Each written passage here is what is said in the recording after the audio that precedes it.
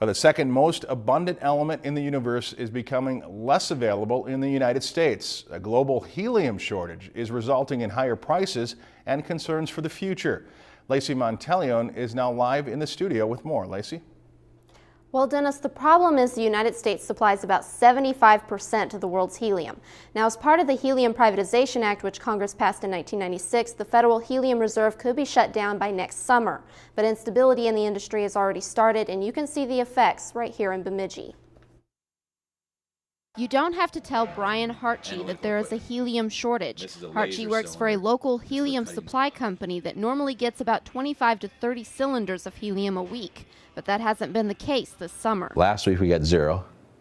In the weeks before that, we usually get anywhere from 5 to 10. And that helium is not just used for blowing up balloons. The local hospital also needs it for the magnets used in MRI scans. To make that magnet very, very efficient, to make good pictures, you have to keep it cool.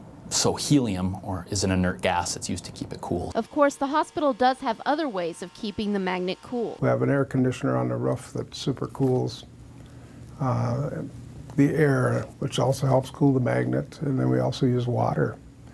If that fails, that water cooling is our backup, but water is about 40, 50 degrees. So that can hardly get the job done, and helium is the only other option at this time. The best other option would be a superconductor that would superconduct at a higher temperature, maybe liquid nitrogen temperatures.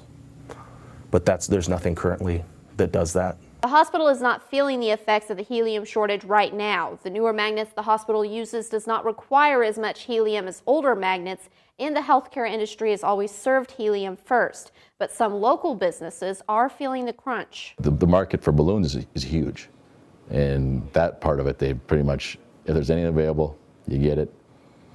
And if if there isn't, you don't get it. And looking at the spot where Hartje normally stores the helium used for local party stores, right now, it's not.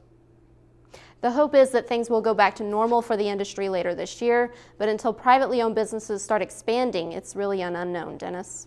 All right, thanks, Lacey, for the live report from our studio tonight. Now, the hospital staff says that on any given day, they do a number of MRIs on the brain, spine, abdomen, and joints.